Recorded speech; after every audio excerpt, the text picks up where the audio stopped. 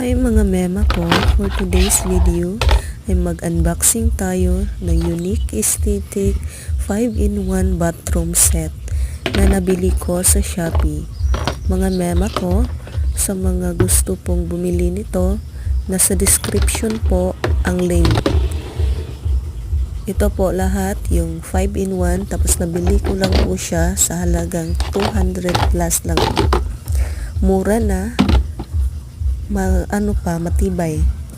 Hindi kayo magsisisi nito mga mema ko. Yan.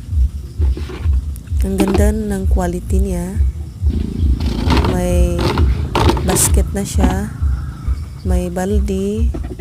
May palanggana. May tabo.